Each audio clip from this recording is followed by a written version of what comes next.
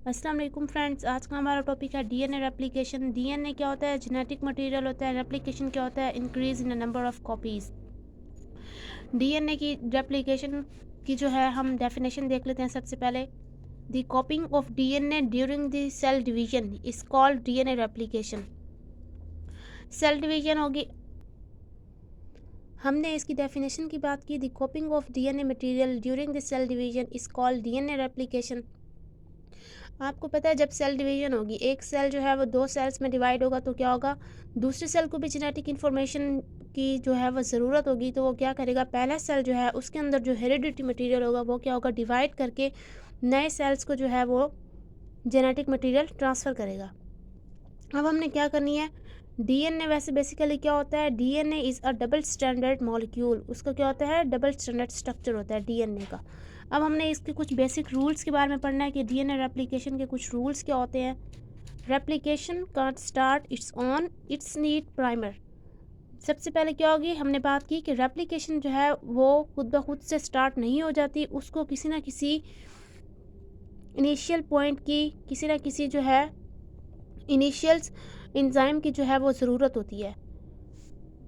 Second में हमने कहा कि जो है primer is a complementary to the template strand. DNA का एक स्टैंड जो होता है वो है टेम्पलेट स्टैंड के तौर पे काम करता है, जिसको देख के क्या होता है, डीएनए पॉलीमरेज जो होता है वो कॉम्प्लीमेंट्री बेसिस ऐड करता है। इसलिए हमने कहा कि जो इनिशियल में हमारे पास प्राइमर जो है वो अटैच हो रहा है वो क्या होगा, वो टेम्पलेट स्टैंड के जो होगा वो उसके कॉम्प्लीमेंट्री होगा। ठीक, अभी मैंने आपको एग्जांपल देती हूँ, देखिए यहाँ पे ये हमने कहा ये हमारे पास क्या है, डीएनए का टेम्पलेट स्टैंड है। ठीक है, डीएनए का टेम्पलेट स्टैंड, इसके साथ अगर ये प्राइमर है, ठीक है, यहाँ पे इसके साथ ये प्राइमर है।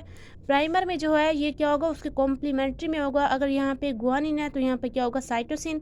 यहाँ पे थायमिन है तो यहाँ पे एडेनिन, और यहाँ पे अगर एडेनिन है तो यहाँ पे क्या आएगा, थायमिन होगा। तो ये प्राइमर जो होगा वो उस टेम्पलेट स्टैंड के कॉम्प्लीमेंट्री होगा। ये बात आपको समझ आ गई। अब हम देखते हैं कि third point, replication proceeds in 5 to 3 direction.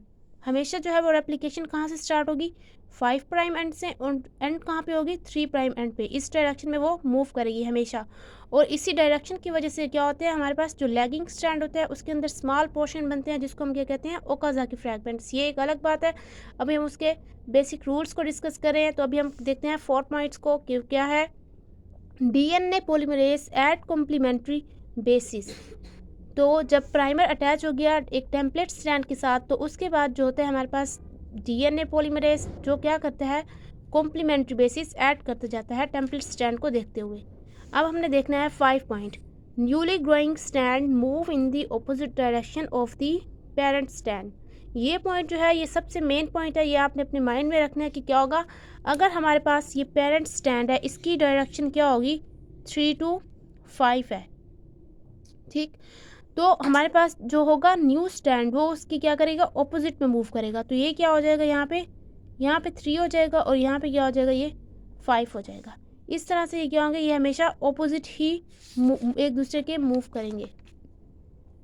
फिर हमने देखना है कि डीएनए रेप्लिकेशन में क्या होता है, एक लीडिंग स्टैंड होता है और एक लैगिंग स्टैंड होता है।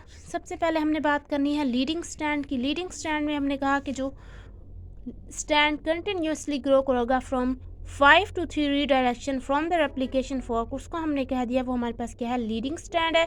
और हमने कहा कि जो हमारे पास क्या होगा, एक स्टैंड होगा जो क्या मूव करेगा, replication toward away from the replication fork, उसको हमने क्या कह दिया, लैगिंग स्टैंड। उसके अंदर क्या होंगे, बार बार प्राइमर आएगा, और फिर जो है वो डीएनए पॉलीमरेज जो है वो बेसिस ऐड करेगा। फिर उसके बाद फिर एक प्राइमर आएगा 5 प्राइम एंड पे, फिर वो बेसिस ऐड करेगा। तो फिर ये क्या होगा, ये away from the replication fork जो है इसकी रेप्लिकेशन, और ये इसलिए हमने इसको कहा लैगिंग स्टैंड। और लैगिंग स्टैंड्स को हमने क्या कहा, इसके जो होते हैं डिफरेंट ओकाज़की फ्रैगमेंट्स बन जाते हैं।